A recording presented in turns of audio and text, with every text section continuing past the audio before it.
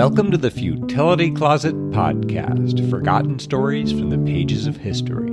Visit us online to sample more than 12,000 quirky curiosities from guilty divestiture to petrified lightning. This is episode 363. I'm Greg Ross. And I'm Sharon Ross. In 1891, a mysterious figure appeared on the streets of London, dispensing pills to poor young women who then died in agony. Suspicion came to center on a Scottish-Canadian doctor with a dark past in North America. In today's show, we'll describe the career of the Lambeth Poisoner, whose victims remain uncounted. We'll also consider a Hungarian Jules Verne and puzzle over an ambiguous sentence.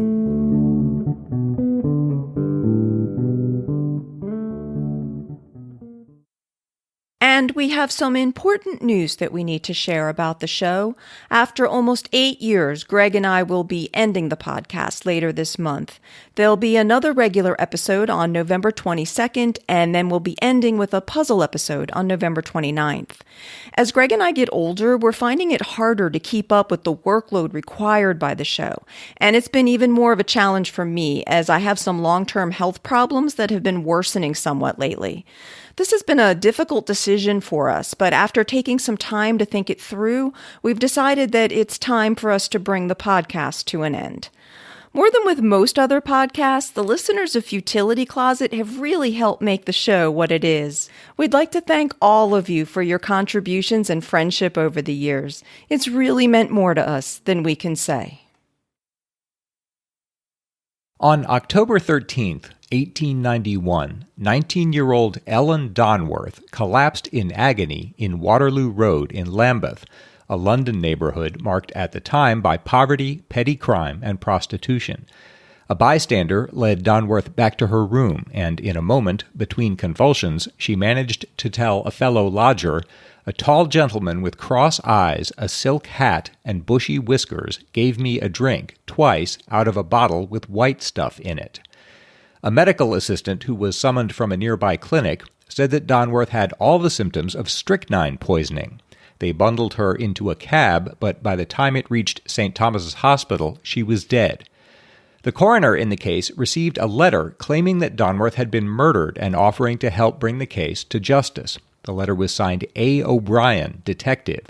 But the writer wanted £300,000, tens of millions of dollars in today's money, so the coroner dismissed it as a prank. At the inquest, the jurors decided that Donworth had been poisoned, but that there was no evidence to show how it had been done. Scotland Yard was inclined to believe that she'd ended her own life, depressed over the death of a child. But that left a puzzle. If the tall, cross-eyed man didn't exist, how had Donworth got her hands on strychnine, a poison that was sold only to physicians? That puzzle was still unanswered a week later, when a maid heard screams coming from the room above her at 27 Lambeth Road. She summoned the landlady, and the two of them found 27-year-old Matilda Clover convulsing in her room. She told them, "That man Fred has poisoned me. He gave me some pills." She said the man had told her to take 4 pills before going to bed, apparently to prevent venereal disease. They summoned medical help, but Clover died that morning. The doctors confusedly attributed her death to alcohol withdrawal. That was a lost opportunity. Clover had brought the man Fred to the house only hours before her attack began. The maid described him as about 40 years old, tall and broad, with a bushy mustache, a top hat, and an overcoat with a cape. 2 women who lived nearby remembered encountering the same man recently. At one point, they'd seen him accompanying Clover to her room. One of them said, "I noticed a peculiar look in his eyes. He had a squint." A second parallel shortly arose between the two cases. Prominent London residents began to receive blackmail letters accusing them of committing the murders. On November 6th, Frederick Smith, owner of bookseller and news distributor W.H. Smith, received a message from one H. Bain claiming that letters incriminating him had been found among Ellen Donworth's effects. Bain suggested that if these letters became public, they would convict Smith and disgrace his family. But if Smith retained Bain as his legal advisor, Bain would shield him, quote, "from all exposure and shame in the matter." Bain enclosed a letter that he said had been sent to Donworth before her death, warning her that Smith was planning to poison her with medicine that contained enough strychnine to kill a horse. Smith took the letter to the police, who asked him to follow the instructions and post a notice in his office window saying that he wished to see Bain at once. He did so, but Bain never appeared. Instead, the blackmailer seems to have decided to make the threatened accusation at once. In mid-November, a magistrate received a letter saying that Frederick Smith was guilty of Donworth's murder. The writer added, "I have evidence enough to hang Smith, and I will make it hot for the police if they do not do their duty in this matter." The Metropolitan Police retained the letter but chose not to act. Two other people received blackmail letters around the same time. The first was London cardiologist William Broadbent, who received a letter saying that evidence had been found among Matilda Clover's effects, showing that he had poisoned her. The writer, who signed himself M. Malone, said that this evidence would be handed over to police unless Broadbent paid him £2,500. He added, "I am not humbugging you. You know well enough that an accusation of that sort will ruin you forever." Here again, Broadbent went to the authorities, who advised him to play along, but no one showed up at the appointed time to collect the money. The third blackmail victim was actress and singer Mabel Russell, who at the time was acrimoniously divorcing Earl Russell, the grandson of a former prime minister. Mabel received a letter claiming to have evidence that Earl had poisoned Matilda Clover. She sent a man to investigate, but he found that no one had heard of Clover at the address that the letter mentioned, and Scotland Yard showed little interest, as apparently they didn't make the connection with the other cases. So the three blackmail threats came to nothing. The killings continued. At 2 a.m. April 12th, a police constable saw a well-dressed man in a top hat and black overcoat exit a building on Stamford Street in Lambeth. Half an hour later, police were summoned when two women, Alice Marsh and Emma Shrivell, began shrieking and moaning in their upstairs rooms. Marsh died before she reached the hospital, where Shrivell's stomach was pumped. A physician told police that both had taken some powerful poison. Shrivell said she and Marsh had spent the evening with a man who'd given each of them 3 long, thin pills. They'd taken the pills before retiring for the night, and soon were so sick that they couldn't stand. Shrivell confirmed that the man, who they called Fred, was the one the constable had seen leaving the building. She died within 3 hours. Police decided at first that this was a case of accidental poisoning, as Marsh and Shrivell had eaten tinned salmon with the pills. But traces of strychnine were found in the women's stomachs, and there was no strychnine in the fish. With Ellen Donworth, it now appeared that 3 prostitutes had been poisoned in Lambeth in the space of 6 months, and officers going door to door eventually learned of Matilda Clover's sudden death the previous fall. In light of the case's similarity, Clover's body was exhumed and also revealed traces of strychnine. It now appeared that 4 women had been murdered by the same man. By May, suspicion had begun to center on Thomas Neill, a well-dressed, cross-eyed man who frequented Lambeth prostitutes. He claimed to be an agent for an American drug company, and he carried a leather case full of vials. Sergeant Patrick McIntyre of Scotland Yard befriended Neill and learned not only that he was conversant with the details of the poisoning cases, but that his handwriting matched that on some of the blackmail letters. Neill was charged with extortion and kept in custody to await trial. Documents found in his room established his real name, Thomas Neill Cream, and a background in North America, so Inspector Frederick Smith Jarvis headed west to investigate. He learned that Cream's life had begun promisingly. The family had moved from Glasgow to Quebec when Cream was 4. There his father had established a successful lumber business, and Cream had helped him there until age 22. Then he'd entered McGill University in Montreal, where he'd studied medicine and earned a reputation for a wild and extravagant nature. After graduation, he'd met Flora Brooks, the daughter of a hotel proprietor. When she became pregnant, Cream had performed an abortion. This came to light when Flora fell ill, and her father forced the two to marry. The day after the wedding, Cream announced that he was going to England to finish his medical education. Flora died less than a year afterward, after taking some pills that Cream had sent her from abroad. Whether that was murder is not clear, but Cream certainly had a motive. Under the marriage contract, he had no claim to his wife's property, and if the couple had children and Cream sought a divorce, he must pay a penalty of $10,000, almost $200,000 today. Cream got a medical license in Edinburgh and returned to Canada in May 1878, and the cloud of disrepute followed him and grew. In 1879, the body of a young woman named Kate Gardner was discovered in a privy in London, Ontario, behind the building in which Cream had been practicing, An inquest returned a verdict of murder. Apparently, she'd been poisoned with chloroform and her body placed in the outhouse to suggest suicide. At the inquest, it was revealed that she had visited Cream's office for an abortion. The jurors found that she'd been chloroformed by persons unknown. Cream was not charged, but he was ostracized. He left the city on July 5th and headed for Chicago, where he set up a practice on the city's west side, promoting himself as an expert in diseases of the womb. In August, the body of Mary Ann Faulkner was discovered in a room on West Madison Street. A coroner's jury decided that Cream had performed an illegal abortion. In this case, this was a capital offense since the patient had died, but Cream hired a talented lawyer and was acquitted.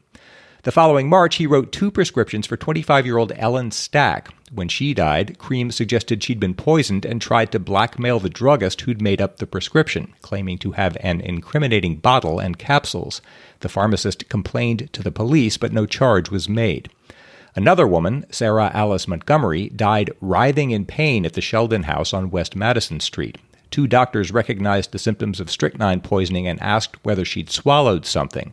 She had the strength to say yes, but died minutes later. An autopsy showed that Montgomery had been 3 months pregnant, and she had a bottle of ergot, which was known to induce abortions.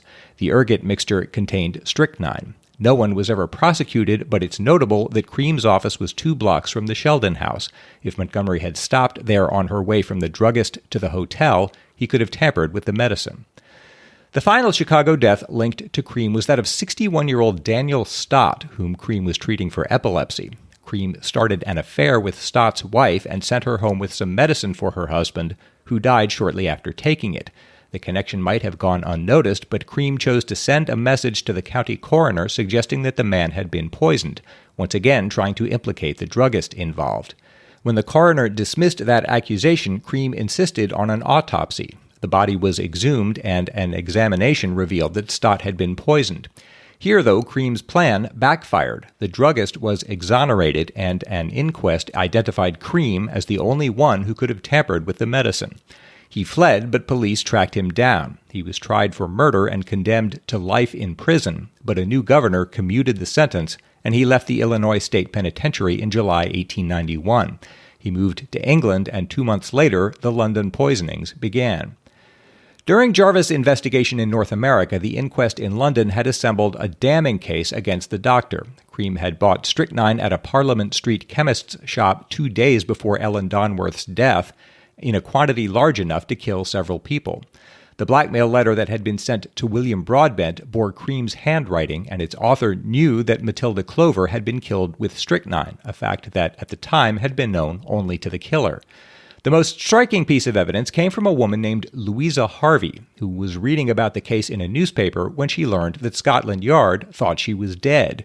In trying to cast suspicion elsewhere for his killings, Cream had blamed a local medical student named Walter Harper for poisoning Ellen Donworth, Matilda Clover, and Harvey, but Harvey was very much alive. She returned to London to explain what had happened. In October 1891, she had spent a night with a man at the Paris Hotel and made a date to meet him the following evening to see a show. He'd told her he was a doctor and, claiming to notice some spots on her forehead, gave her 2 pills. He told her not to bite them, but to swallow them as they were. She didn't trust him, so she only feigned taking the pills and instead threw them behind her. Oddly, he asked to see each of her hands as if to be sure she had swallowed them. When she did, he abruptly canceled their plans, saying that he had an appointment at the hospital and that he would meet her later outside the music hall. When she appeared at the appointed time, the man wasn't there. Harvey had later left her life as a prostitute, moved to Brighton, and adopted a new surname to escape her past. In listing her name among the dead, Cream was admitting that he thought he'd killed her. Harvey testified that the capsules he'd given her were elongated, like the gelatin capsules that Cream was known to have bought in Parliament Street. Scotland Yard now had evidence that Cream had been administering pills to London prostitutes. In the end, the inquest jury agreed unanimously that Matilda Clover had died of strychnine poisoning and that it had been administered by Thomas Neill with an intent to kill her. Cream was tried for murder of 4 Lambeth prostitutes, quickly found guilty, and sentenced to hang. A record crowd gathered outside Newgate Prison on the day of his death. The Toronto Globe wrote, "Probably no criminal was ever executed in London who had a less pitying mob awaiting his execution." It's sometimes said that Cream's last words, uttered just as the trap was sprung, were, "I am Jack." The suggestion is that Cream was Jack the Ripper, who had killed 5 prostitutes in Whitechapel just 4 years earlier. But this is impossible. Cream was in prison in Illinois at the time of Jack's murders, and the claim that he'd made this utterance did not appear until January 1902, more than 9 years after the execution.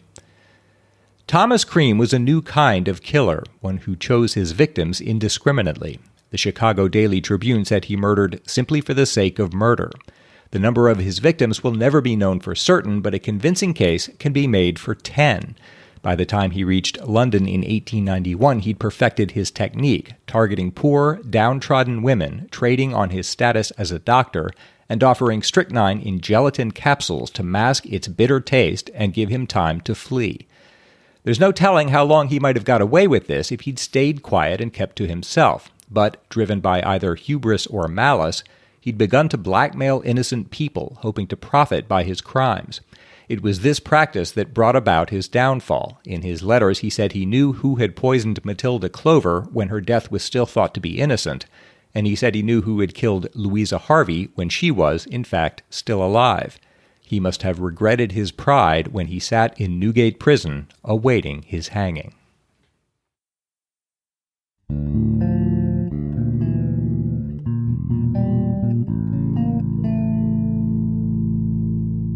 In episode 360, we continued our discussion of pronunciation of names, including various ways that people pronounce Norfolk, Virginia. Paul Rippey wrote, "Hi Sharon and Greg.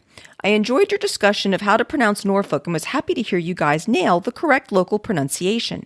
I grew up partly in the neighborhood of Portsmouth, which locals pronounce Portsmouth.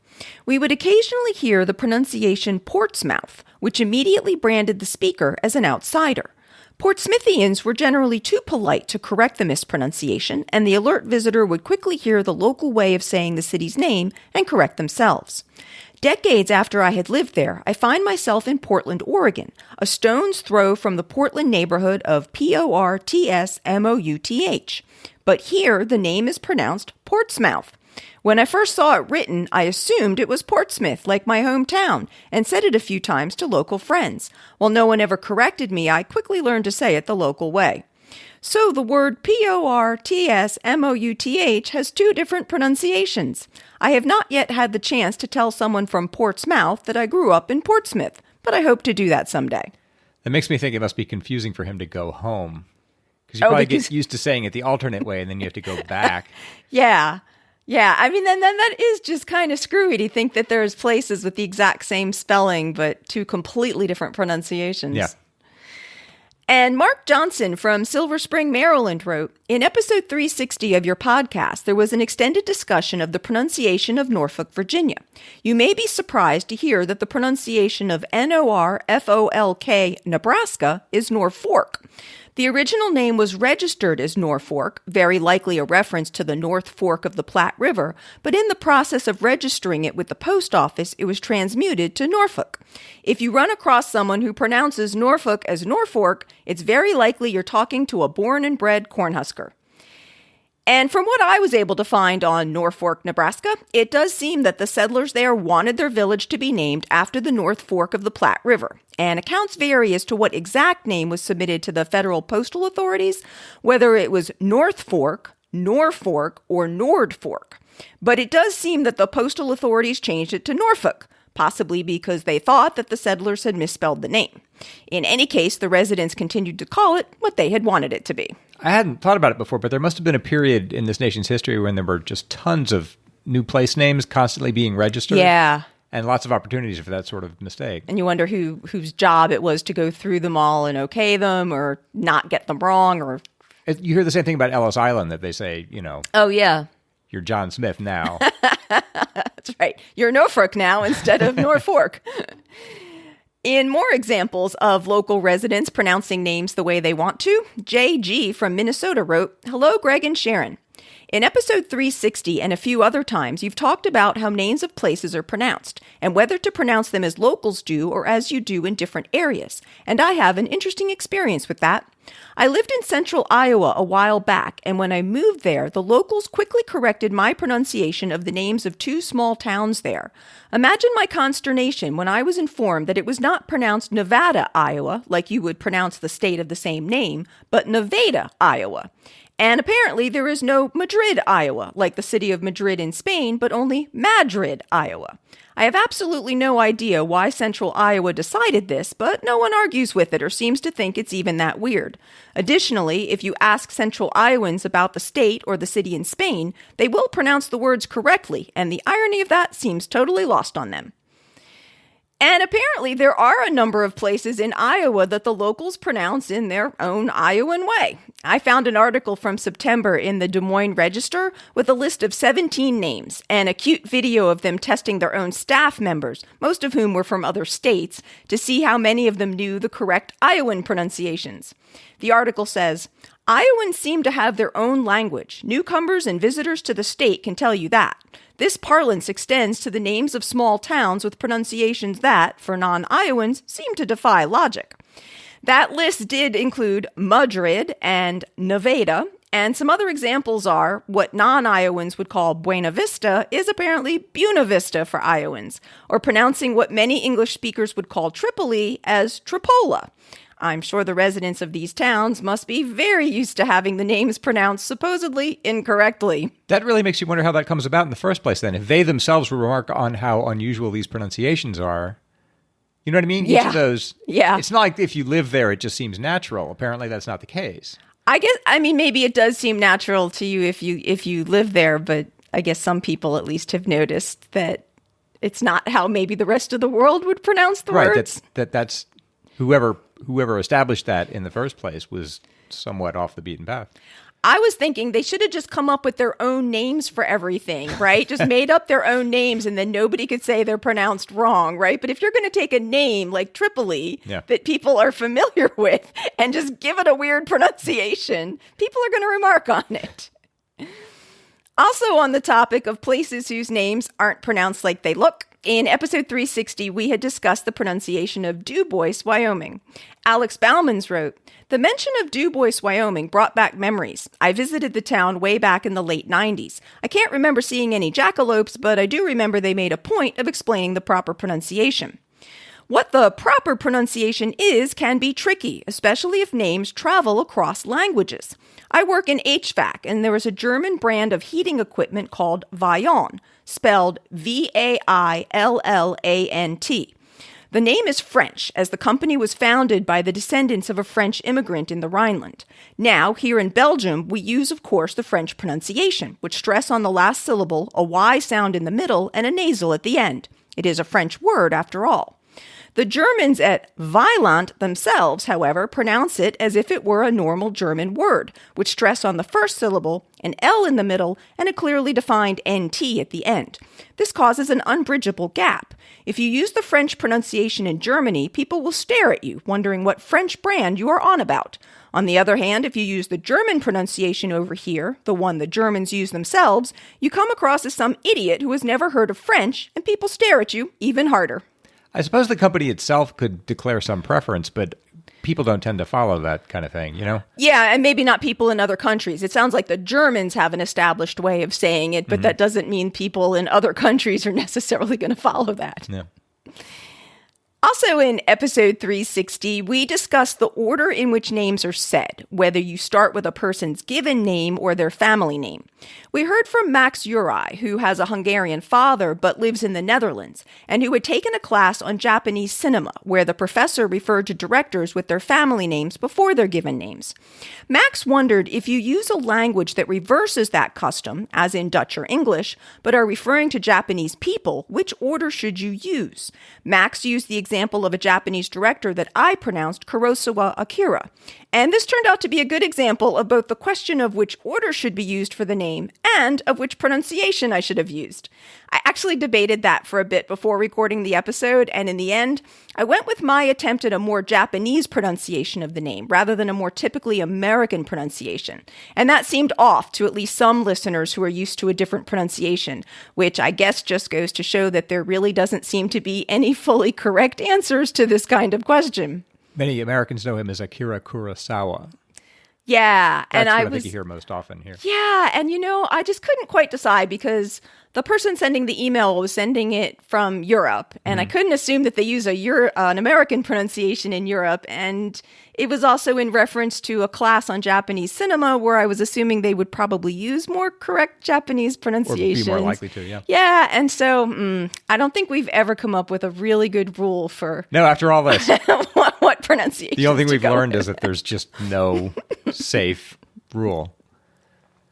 Similarly, Christiane wrote, Dear Sharon and Greg, a comment on the name order in episode 360 from another Hungarian, which is one of the few languages that uses family name first. If speaking English and a foreign name comes up, the order usual in English, e.g. John Smith, is expected, and Smith John sounds very weird. When mentioning Hungarian names, the English order sounds correct in the context. Laszlo Kovács is okay, but Kovács Laszlo is a bit weird, but less so than Smith John. So for speaking with Japanese about Kurosawa, I'd stick with Akira Kurosawa. To make life a bit more complicated, Hungarians used to have the weird habit of translating foreign given names. Actually, this was considered the grammatically correct thing to do some decades earlier. So newspapers would write about Hitler Adolf and Clark Adam instead of Adolf Hitler and Adam Clark, who served as resident engineer on the Chain Bridge connecting Buda and Pest across the Danube. This strange habit likely peaked with Jules Verne, or Verne Julia, who was probably mistaken for a Hungarian writer by most of the kids pre-Wikipedia, including myself. So a student heard Verne Julia and assumed from that name that he was Hungarian. Yeah, I mean, how would you know that person was French if you give him a Hungarian name? Yeah. That practice is understandable, but it must have confused a lot of students. Thanks so much to everyone who has written to us. We have always appreciated reading your comments, follow-ups, and feedback. If you have any of those for us, you can always still get in touch with us at podcast@futilitycloset.com.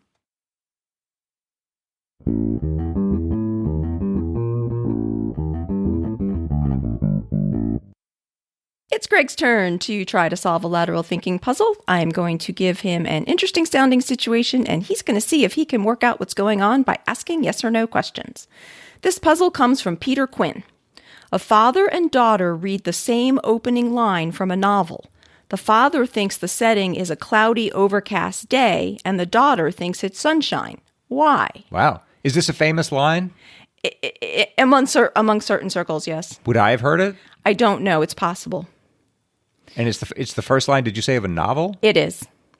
Wow, that's very specific. And I'm not going to obviously make you guess what the whole first line is, but what could it be about that would make two different people think two different things? Okay, so does it matter which thought which? Is that? Yes. Oh, okay. Really? Yes. So does that have to do with their ages? Yes. Okay, so he's the one who thought it was cloudy. Yes. And she thought it was a sunny day. Yeah. Wow, really? That's interesting. So that has to do with with their interpretation of the same language. Yes. So it sort of comes down to the familiar definition of a particular word. Does it come down to one word, would you say? No, it's a phrase, and it's not so much the definition, but what maybe different generations would think when they think of something. Yeah. Okay. Would it help me to know her age specifically? No, just that she's obviously significantly younger than her father. Would he have, at her age, would he have thought it meant the day was sunny? No. Sorry. He would have still thought the same thing when he was younger. Oh, really? Yes. As he does today? Yes. Okay, so it comes down to what era he grew up in, I guess? Or she was familiar with... Yeah. Was she associating this phrase with some other... I don't know, some other cultural artifact or something else she'd read? No. Okay. It's more an issue of something changed. So older people would be more familiar with one thing and younger people with something else. Okay, I think I see the idea. Is there anything more? Are there other people involved? Is his occupation important? Anything like that? Nope. Just their respective relative ages. Yeah. They interpret this phrase differently. Yeah. Okay. So I presume the phrase pertains to the weather. Yes, but there's there was an analogy describing the weather, right? Yeah. Comparing it to something else that made the older person think that it's a cloudy, overcast day, and a younger person thinks it was sunny. There's sunny blue skies. Okay. And I'll tell you, the book came out in 1984. And I think everybody reading it in 1984 would have interpreted it as a cloudy, overcast day. But not anymore. Especially not younger people with a different frame of reference. All right, so we're really coming down to what actually is the language or this expression. Yeah, or it's more like what's changed since 1984 that it would have been seen one way and now is seen a different way. Well, it's something with technology has changed. That seems like a good clue. Something about technology has changed so that in 1984... a description of something would make you think of cloudy and overcast, and the description now would make you think of a blue sky. I see what you're saying. Yeah. But I still come back to it's some expression. Is it a metaphor, would you say? Yeah. It's going to come down to that, to guessing what the expression is. Well, I see what you're saying. Yeah, like if you could just think what piece of technology has changed so that it actually physically looks different now than it did in 1984. So that if you used it as a reference point, people are now gonna... But is it comparing the weather to this piece of technology or... Yeah, I mean a very specific thing, but yeah. But that's used in like an umbrella or something that's associated with the weather itself. No, I mean, the beginning part of the line is the sky above the port was the color of. Oh, that's Gibson, isn't it? It is. Television. Yes, exactly. Tuned to, I almost know this. Right, tuned to a dead channel. Yes. And Peter said the book is Neuromancer by William Gibson. And he said that when the book was published in 1984, all TVs were analog and showed gray/white snow. Digital TVs in the last 20 years show a clear blue screen when not hooked up to a valid source. He says this is a famous first line among science fiction nerds, as Neuromancer is the seminal cyberpunk novel and was hugely influential. Dads like myself would recall the old TVs or have read the book when it first came out and would consider it gray. Younger readers would assume he meant blue. I checked this by asking my young adult daughter. The color of television. That makes sense. Television tuned to a dead channel. Yeah. So thanks to Peter for that interesting puzzle. We'll be back next week with another regular show and then an episode full of lateral thinking puzzles on November 29th. In the meantime, you can visit our website at futilitycloset.com to graze through Greg's olio of more than 12,000 obliterating oddities. Browse the Futility Closet store, learn about the Futility Closet books, and see the show notes for the episode with links and references for the topics we've covered. If you'd like to reach us, you can email us at podcast@futilitycloset.com. Our music was written and performed by the regardable Doug Ross. Thanks for listening, and we'll talk to you next week.